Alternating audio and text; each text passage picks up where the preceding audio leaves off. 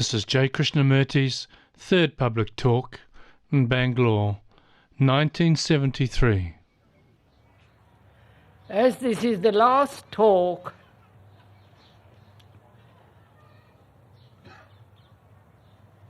I think we ought to talk over together what is a religious mind. And also, we should go into the question of meditation. But before we go into that,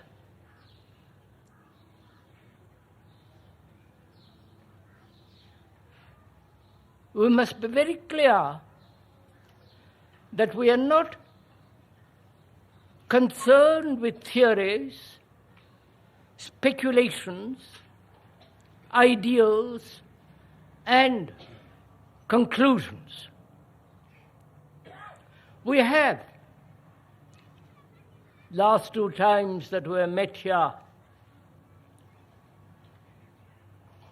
talked about human relationship. Because that's one of our basic realities.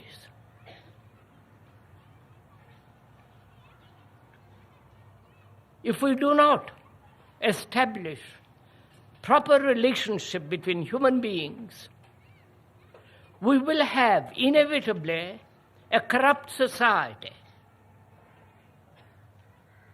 And no government, no edict or laws can bring about a radical transformation in the human mind, except through the understanding of relationship between human beings, which is the very nature and the structure of society. If we have not understood that, or gone into it, into ourselves deeply, when we talk about religion, or the nature of a mind that is really religious,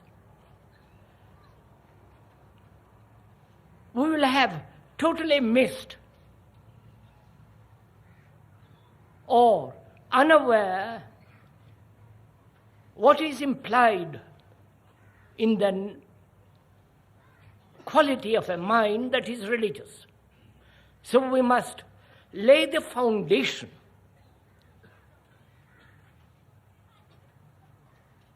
in relationship. That is, as we explained before, relationship is only possible when the image between the two has come to an end. When I do not have an image about you and you do not have an image about me, the image being a conclusion, a symbol. And therefore, that prevents actual, factual, daily relationship, which makes up society.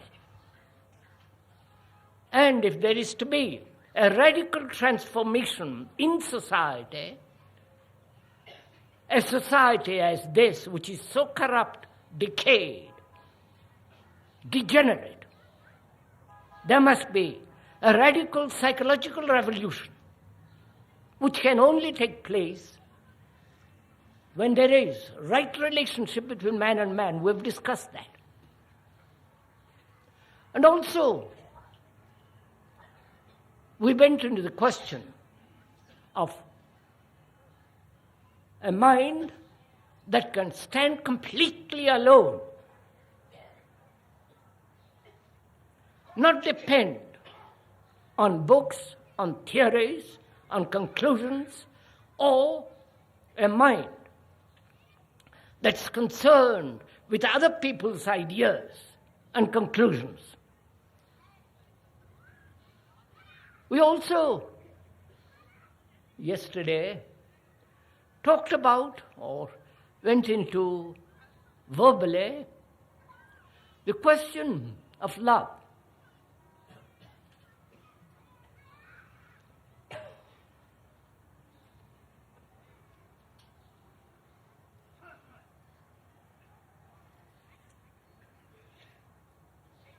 You know, most of us, unfortunately, have not that feeling of compassion, a feeling for the trees, for the nature, for animals, for human beings. We have grown callous, indifferent, because we have our own particular problems, our own worries, our own peculiar tendencies and idiosyncrasies, which take most of our time. And we have very little time to look at nature, to look at the way the animals are treated in this country, and how careless one has become of our neighbor.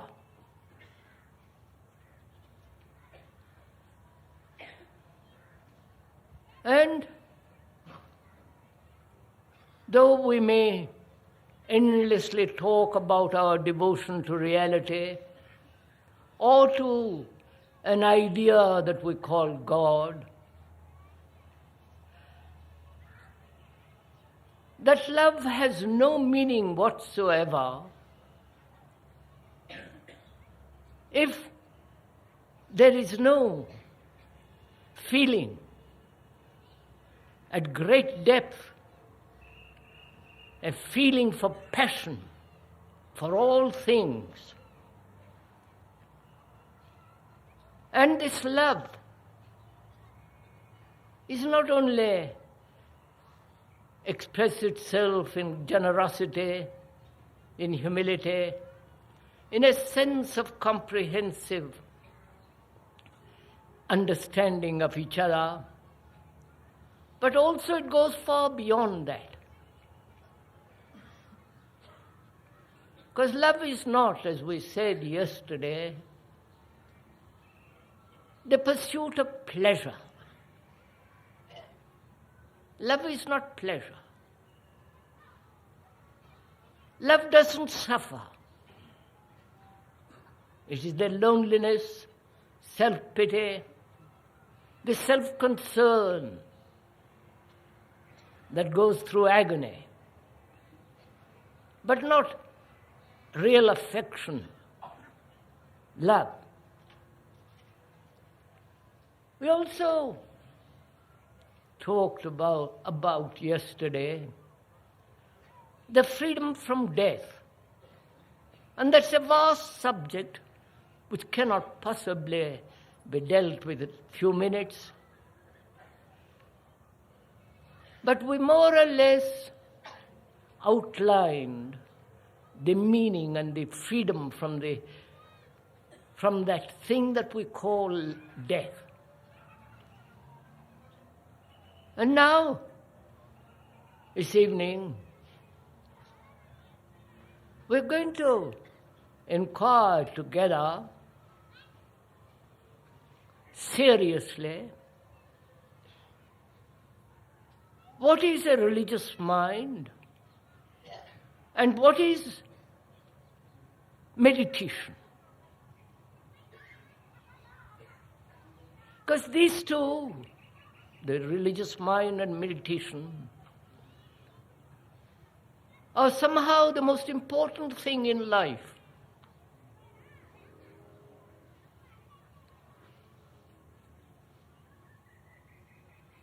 And without capturing the beauty and the fullness of a religious mind and meditation, life becomes very shallow. You may be very clever. You may be a great artist, an engineer, a scientist. You may have great deal of knowledge of what other people have said. But without this religious quality of the mind and the deep penetration into the nature of meditation, without that, life, which is lived every day, the life which is so cruel, so despairing, so brutally ugly, may be covered over with fantastic mysteries, mythology, and folklore. So one has to go into this question, the religious mind and meditation, very, very seriously. It is not for the children. It's not for the immature. But for those who have gone very deeply into themselves, that is, without knowing yourself, not what others have said about you, whether the analyst, the psychologist, the philosopher, or the Upanishads, or the Gita, or the sacred books of the East or the West. But if you have not investigated the whole movement of yourself, your thought, your desires, your lack of love, your self-concern,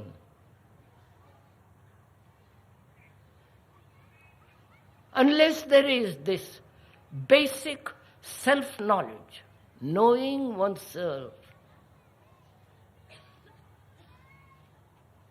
all the tiny movements of oneself, all the complex movement of thought and desire and will, unless the mind has understood its entirety, both the outward and the inward, the religious mind will not come into being.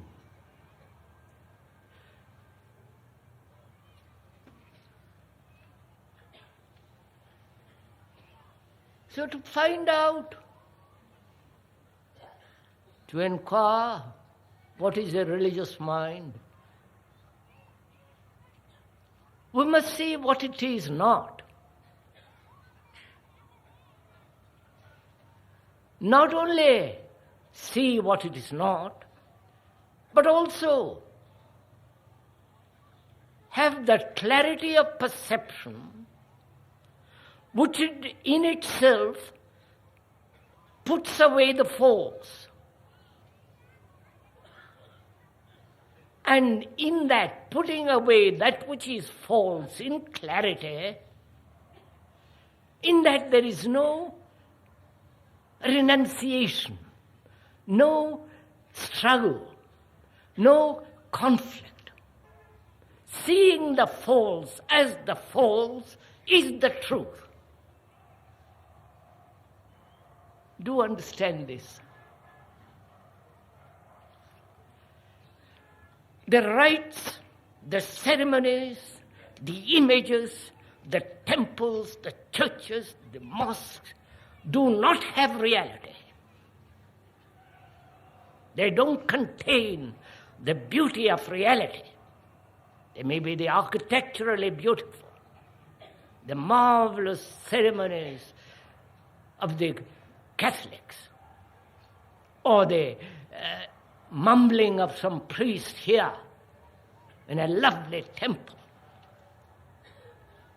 But that is, in that, there is not a shadow of reality. It is the projection, the creation of thought. To see that, not merely theorize about it, to see the falseness of it, the irresponsibility of it. And we are using that word irresponsibly, purposely,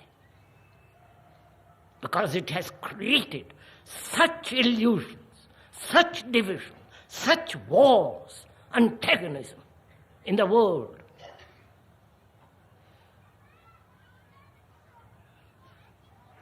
You may listen to this, next day go to the temple. I know you laugh. I think your laughter is an escape from facing the reality.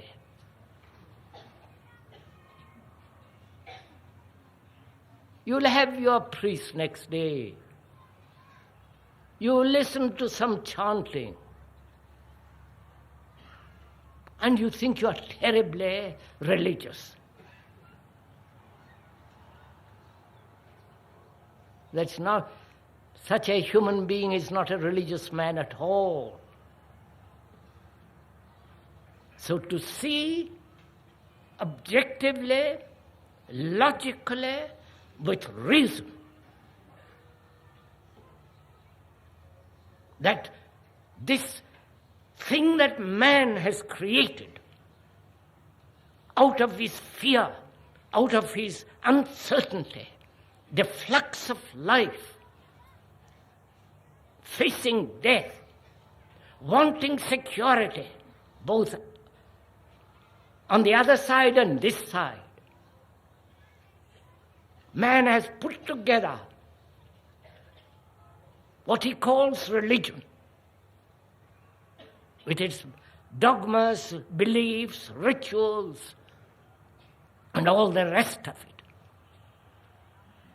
To see that as you see a dangerous animal, as clearly as that, and therefore walking out of it completely, never going back, never touching it, because therein lies illusion, total unreality.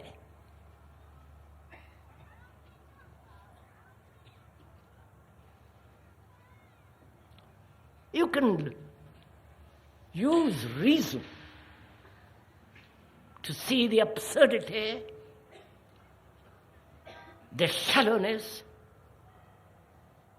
the hysteria, the story that man has put together, which he calls religion. It is the product of a thought that needs security and therefore will accept any form of neurotic action, any neurotic belief. I hope you're all listening to this very carefully.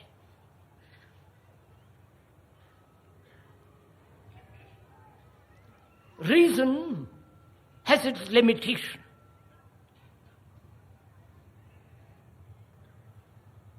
Reason is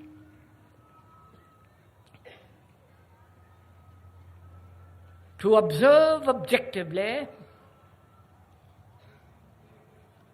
impersonally, the whole phenomenon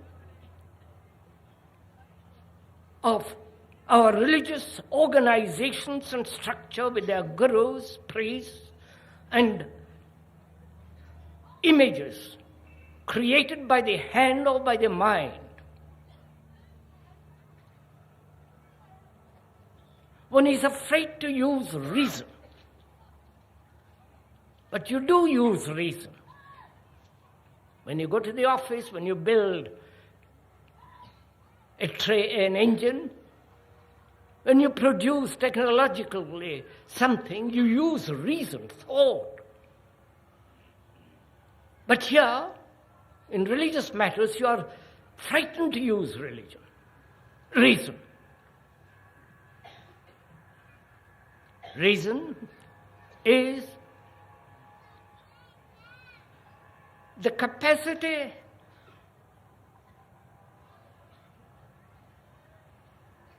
of seeing the proportion, the clarity, the inward nature of this thing that we call religion.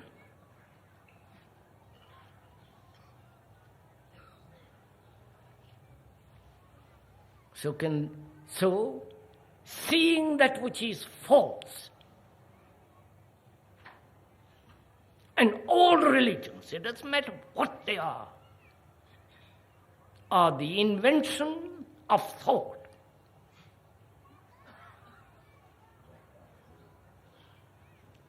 You are conditioned as a Hindu, Muslim, Christian, Catholic, whatever you will, Buddhist, by the culture, the society in which you live.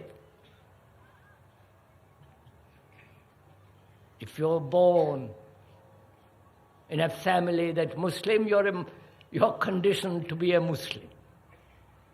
Or a Catholic, you are. So your minds are conditioned through propaganda of 2,000 years to believe in a certain form of ideology, of story, of a myth, of an unreality.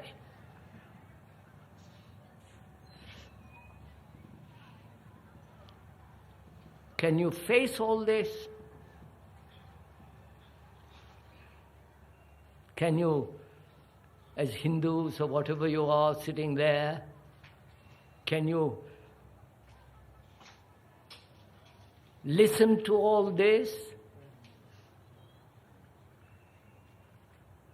Not argue, nor accept, or deny, but observe it. If you're born in a communist Russia, you're conditioned not to believe. There, the state becomes all important, which is also a form of God.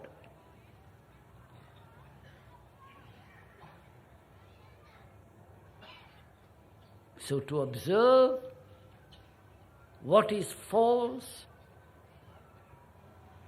to see it clearly, and to see it clearly, there must be freedom to observe.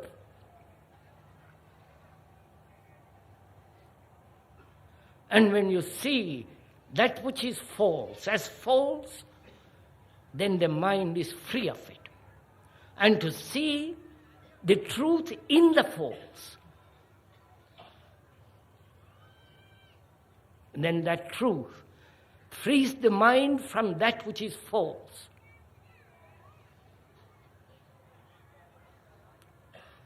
So we say, the religious mind doesn't belong to any religion.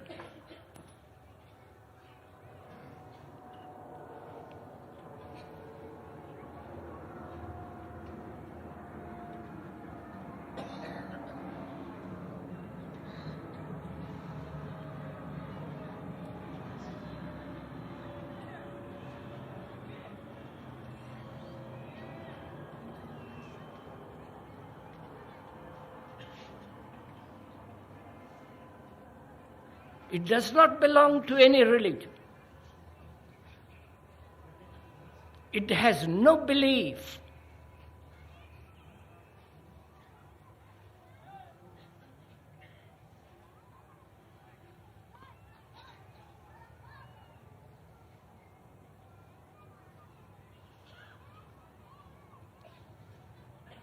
It doesn't find truth through any book, through any redeemer, through any priest.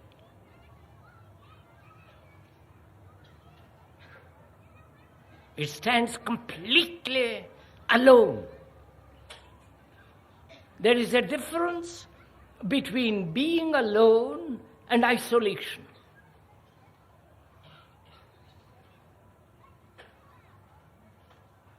Most of our daily activity leads to isolation because we are concerned with our own problems, with our own ambitions, with our own success. And so our daily life is isolating ourselves from in relationship, which is entirely different from being completely alone. In that there is no resistance. A mind is no longer conditioned by the culture in which it lives, or by the society, or by economic condition. Therefore, it's outside the culture in which it may have been born.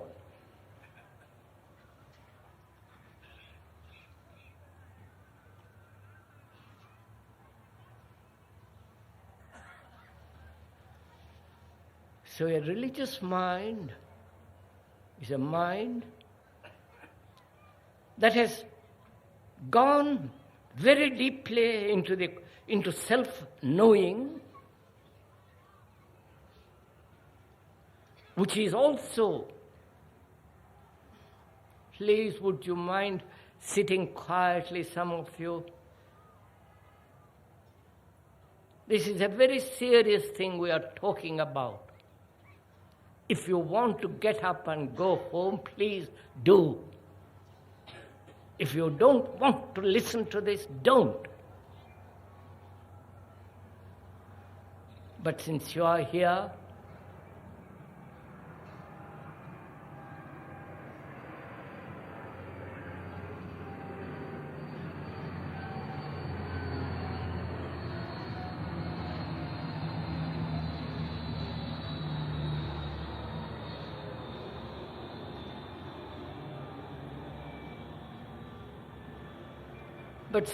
here, please share in what is being said. That to share something, you must have affection, you must have care, you must feel, not merely be distracted by something that's happening in that corner or that corner.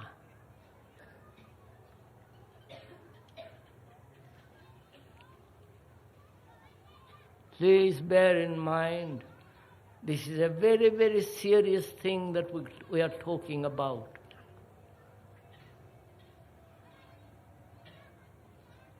Because it's a matter that demands your highest capacity,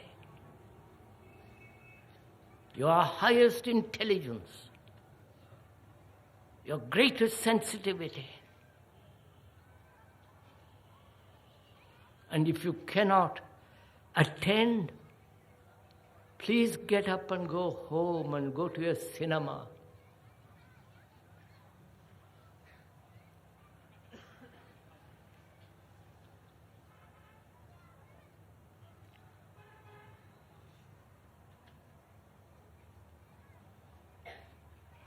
As we were saying, without knowing yourself, not according to another, not according to any edict or the assertion of others, But looking at yourself in daily life, the way you act, how you treat people, whether there is kindliness, generosity, a great sense of humility, to find out all about yourself, not only at the conscious level, but also at the deeper levels of the mind. Because without that, you have no foundation. You may have the foundation or a verbal foundation of what other people have said, which is no foundation at all. But if you have gone into yourself very, very deeply, without any distortion, looking at what is every minute of the day, every movement of the day, exactly as is, then self-knowing plays an important part in the understanding of a religious mind.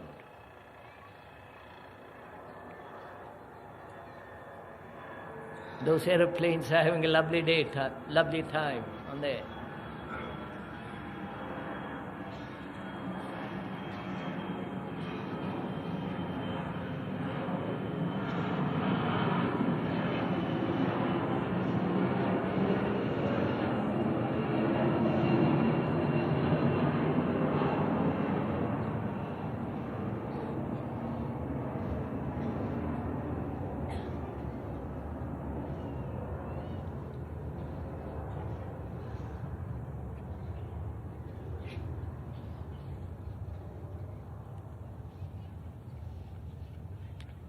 Because knowing oneself, understanding the whole movement of the me and the self, the ego, sorrow comes to an end. And without the ending of sorrow, there is no wisdom. And it is part of the religious mind that is wise, not in what other people have said, because wisdom is not to be bought or learnt or cultivated. It comes into being with the ending of suffering. And the ending of suffering is only possible when there is complete uncovering of the whole movement of the me in observing daily activity.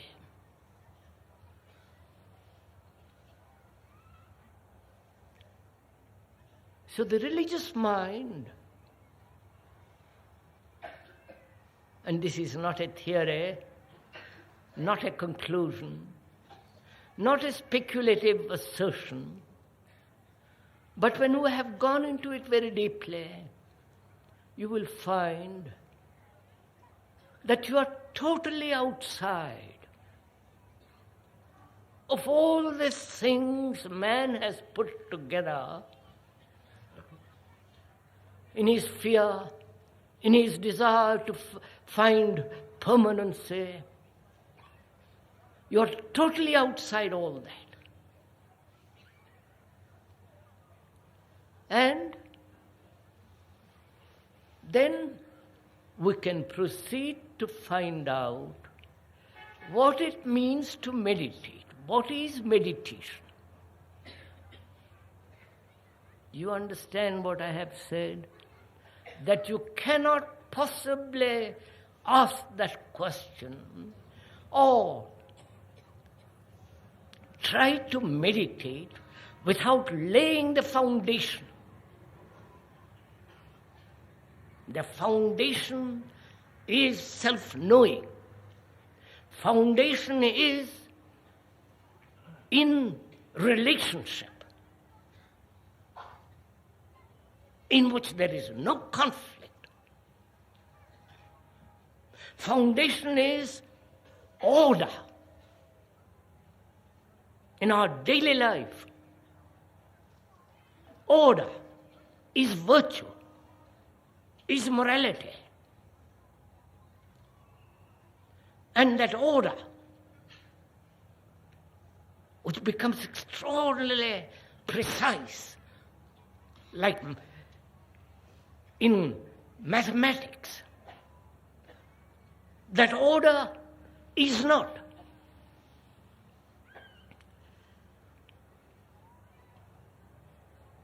a pattern to be followed,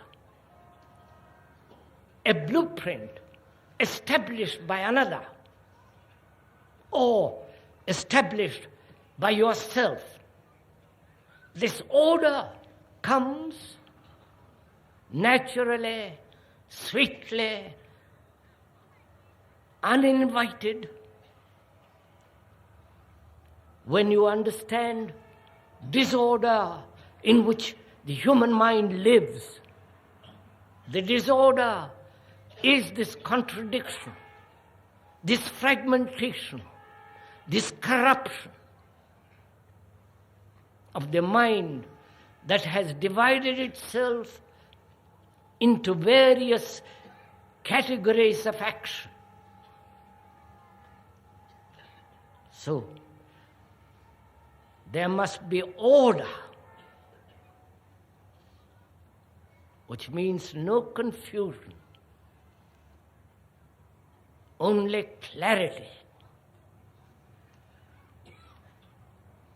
Unless you lay this foundation of daily life, of affection, consideration,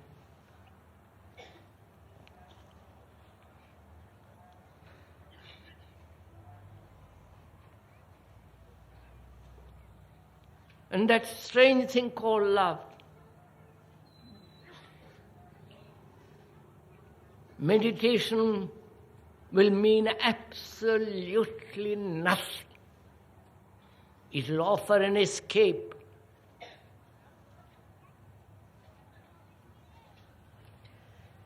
So,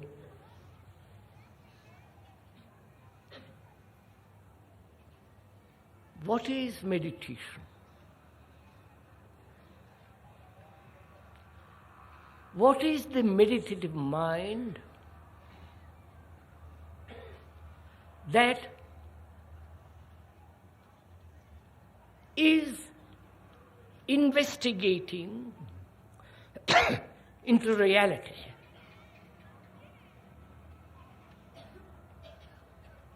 Please, as we said, we are sharing this together.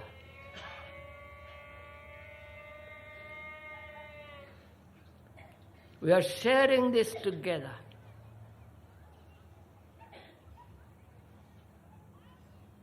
Our responsibility is, when the world is in such chaos, such misery, when human beings are slaughtering each other, when we have lost all touch with nature, when we are the world and the world is us, and it behoves us as human beings to bring about a radical transformation in ourselves and therefore in our society, in our culture.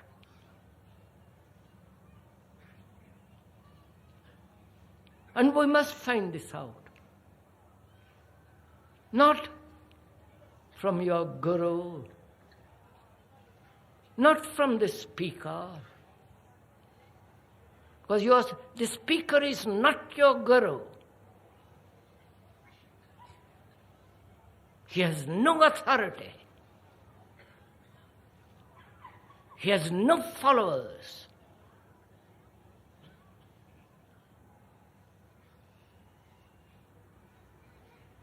Only he is willing to share.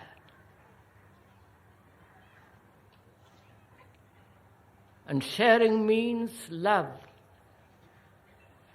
care, consideration.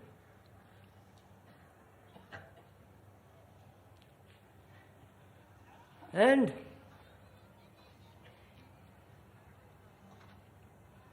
we have to find out through meditation if there is a reality or not.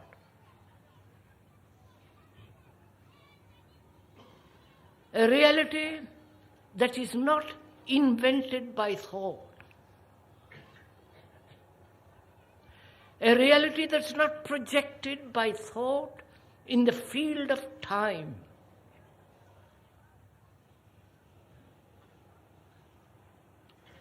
So, we must find out, inquire together into what is meditation. A great deal has been written, talked about, practiced.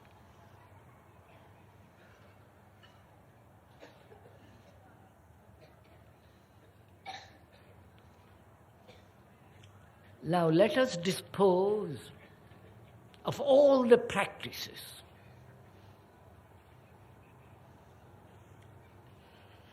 Practice implies direction, a mechanical observation of a pattern laid down by somebody,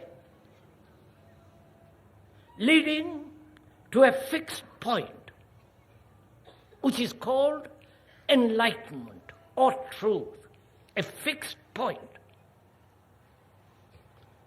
Like a lighthouse in the dark sea on the shore of from the dark sea. The lighthouse is fixed. It is not living, it is not moving. And so, those who practice and those who are advocate practicing systems, methods, are conforming to a pattern which they hope will lead to that lighthouse which is firmly fixed.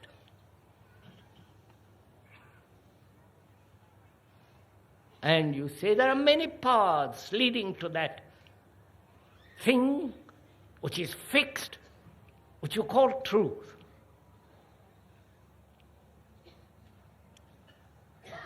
First of all, using one's obvious reason, one can see that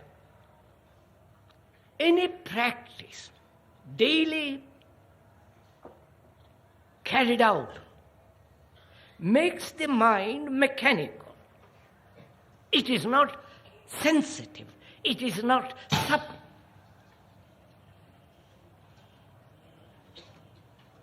Sorry. It is not supple. It is not quick. It is not free. Please see this. You practice great many systems, follow great many paths,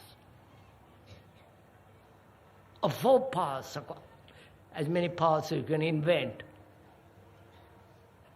always leading to a certain fixed point which you call God, reality, enlightenment, what you will. But you don't see that when you practice, you are making the mind and your heart dull, not free, uncreative. And when you do practice, there is a contradiction between what you practice and what your life is. And you try to impose what you practice on your daily life. And therefore, increase conflict. And also, Is truth a fixed point, something static there? You can only see that anything that is dead has no movement, vitality, energy, beauty. It's only something that is dead, fixed. And truth is not fixed. It's a living thing. Truth is not over there on the other side of the bank. It's not something which the thought has invented, or some philosopher, or some so-called enlightened human being had put into words. It's not over there, it is here. It is here in your daily life. And if your daily life is mechanical, then what you practice, what you do, will never come upon the reality. Do what you will.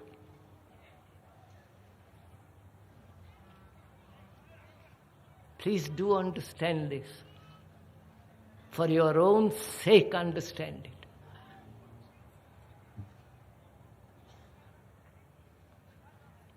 Because in India, in this country, which is ancient, which has so much tradition, there have been so many saints, so many philosophers, so many teachers and gurus. They've all said, apparently, not that I have read any of them, thank God, they all apparently have said, from what I have been told, that there is this thing called truth that is permanent, real, immovable, and so on, so on, so on.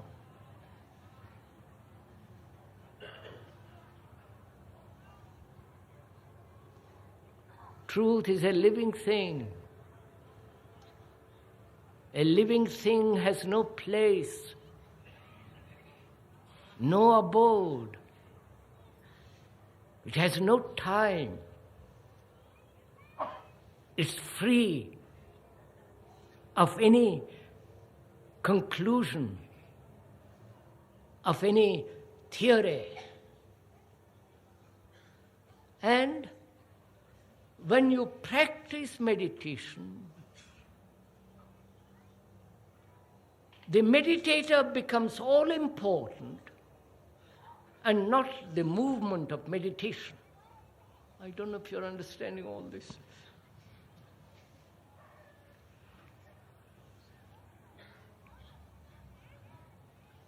When you practice, you have direction. In practice, there is will,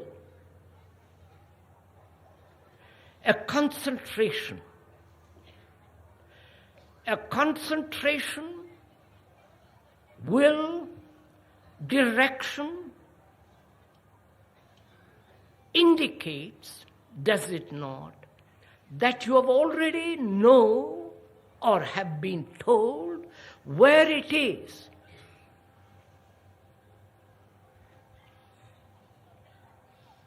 And anybody who says he knows where it is and instructs you in the knowledge of where it is, then beware of such a person. Because when he says he knows, he does not know. What he knows is the past, that which is gone, that which is dead. He cannot possibly know the unknowable. He can know, observe the known, and be. And if he is fortunate enough or intelligent enough or serious enough. He can free himself from the known, but he can never say that he knows the unknown.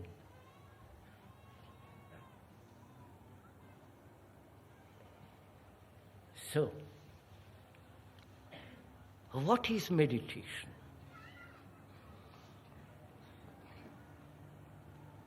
As we say, it is a state of mind in which the operation and the exercise of will is not. It has no direction. It is not seeking any experience. It is no longer seeking at all.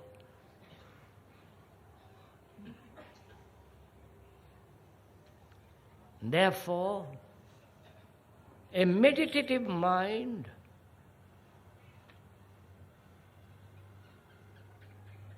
is free of all control.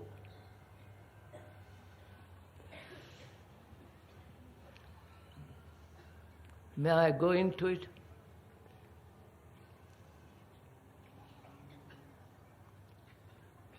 You know, all our life, from childhood till we almost die, in pain, in strife, in anxiety,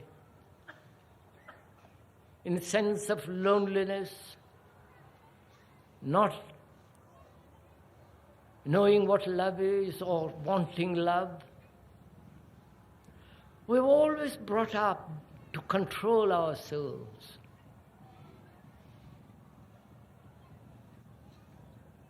Control our anger, control your ambitions, control your thoughts. We never inquire why we should control at all.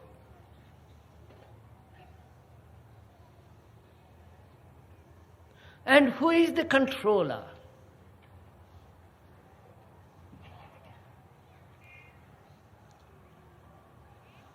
Controller is thought, is the past that says to itself, this must not be and that must be. This must be suppressed and that must be pursued. So in control, there is imitation, conformity, suppression, and fear of not succeeding, not becoming, not achieving. And to those people who call themselves religious, control means austerity. The word austerity means harsh, dry. The meaning of that word. A dry mind, a mind that has been controlled, withered, brutalized, hurt. Such a mind can never know the austerity of simplicity, the austerity of love, the austerity of beauty. It will only know denial, harshness, and the dry, withering quality of control. I hope you're all following all this. It's your life we are talking about.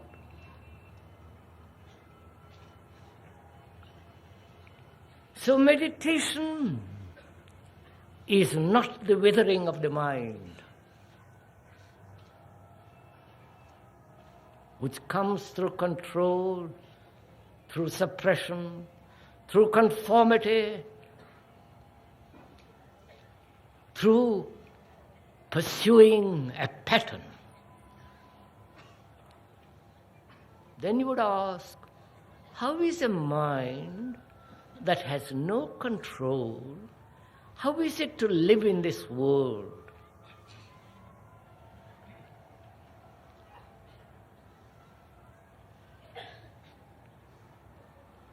Perception, observation is greater than control. When you see something as false, that very perception brings about its own learning. And that learning is non-control. I wonder if you're following. Is this all Greek to you? Or Chinese or Russian? Are we communicating with each other? What we are saying is, freedom has its own order, which is not the order of control. Freedom has its own movement in bringing about order in which the so-called discipline is not existent.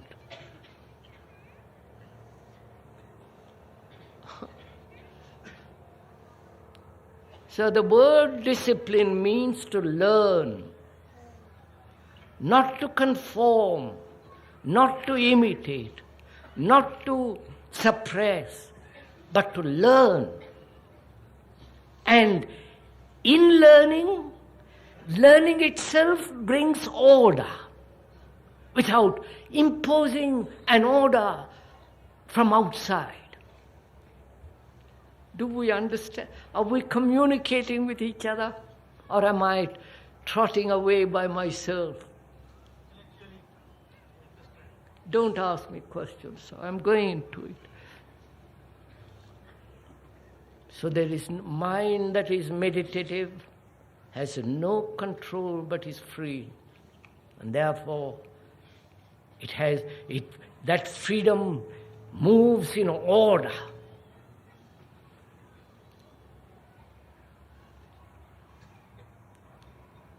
A meditative mind having no concentration has attention. Attention is entirely different from concentration. In concentration, there is the entity that concentrates on something. So there is a duality.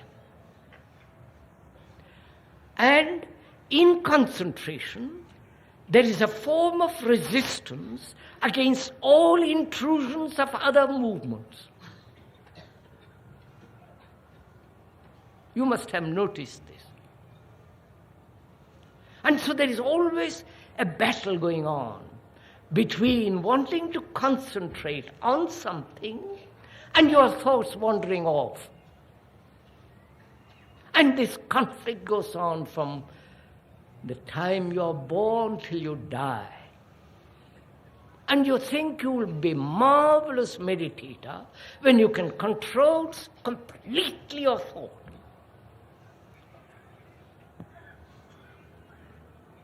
And thought, when control withers, leads to illusion, all forms of hysteria, neurotic activity. You must see the quality of thought, understand that thought can never be new, thought can never be free, because it's born out of the past, out of experience, knowledge, which is of yesterday. So attention is entirely different. In attention, there is neither the observer nor the observed, but only the state of attention from which things can be observed. You're following all this? So do it with me. Do it as you are sitting there. listening, if you're at all serious, listening to what is being said with your heart, with your mind, with your sensitivity, with your affection, with your love, with your care. Listen to it. And you will see, if you share it with the speaker, you will see in that attention there is the absence of any opinion, any judgment, the absence of the observer. Therefore, in that attention, time is not.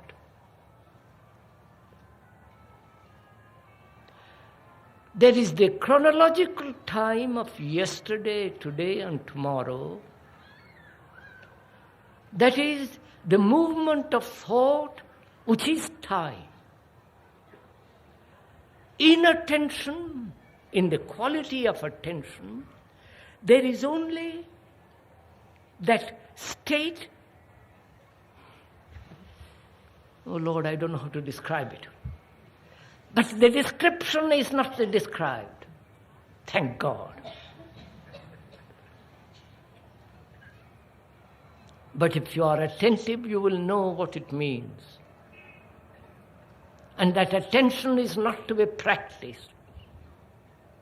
Don't go to schools to learn attention. Don't go to your guru and say, please teach me what it is to be attentive. When you ask another what it is to be attentive, then you know you are not attentive. You understand? To know that you are not attentive is attention.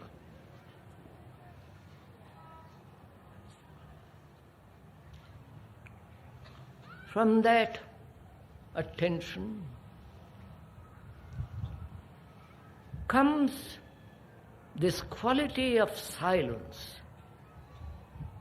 a mind that's completely quiet. And a mind that is completely quiet is free from the movement of the known. This quality of attention, with its astonishing silence, comes naturally when you understand, when the mind understands all that we have said.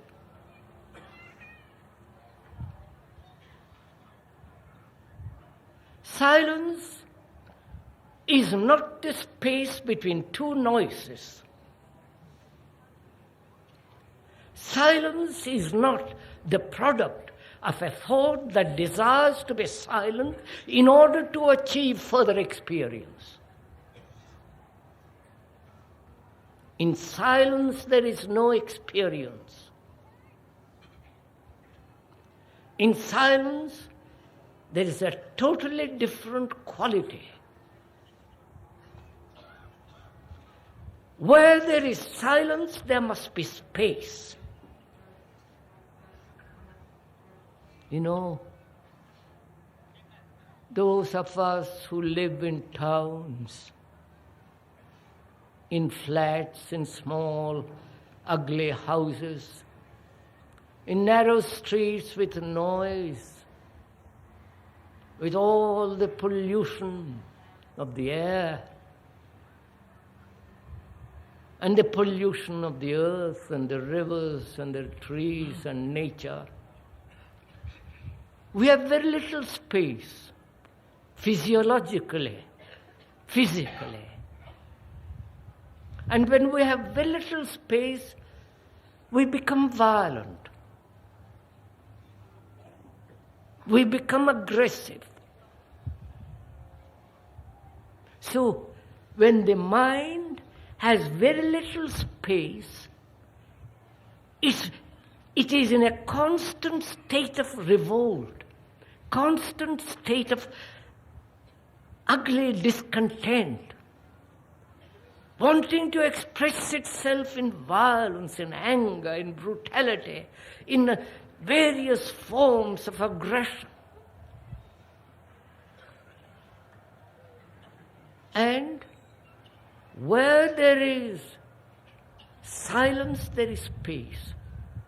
There is no space if there is a center. Do understand all this? Where there is a center, as the me, the observer, the experiencer demanding more experience or wanting to get rid of experiences, where there is a center, there must be a diameter, a circle. You may extend the circle or contract the circle. But the extension and the contraction is not space. Space exists only when the center is not.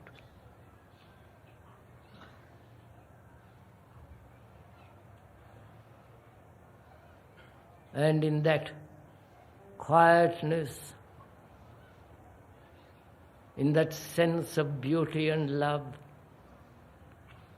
there is quite a different kind of movement, which is nameless, which cannot be described, which can never be communicated to another. The mind must come upon it, knowing itself,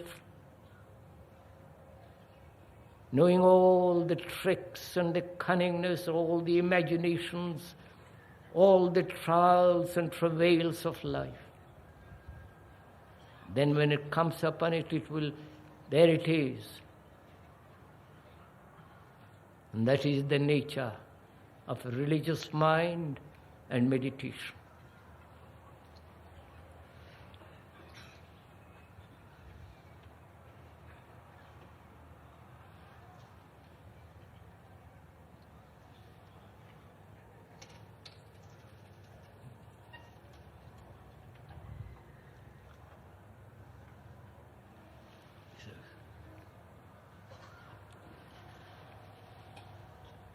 May I go?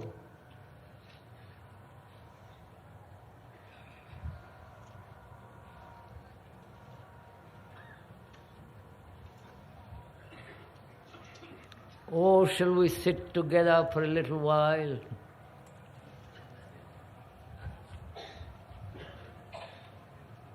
Not talk, but this is not a collective meditation. It's one of the tricks.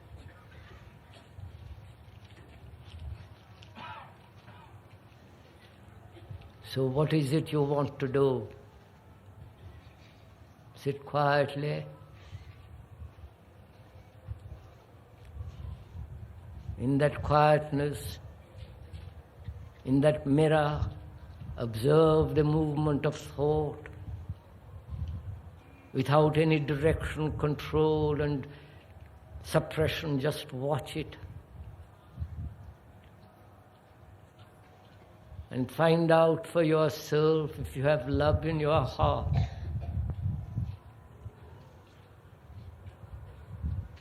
Not in your mind, but love in your heart, which is to treat your friend, your neighbor, with such care, consideration.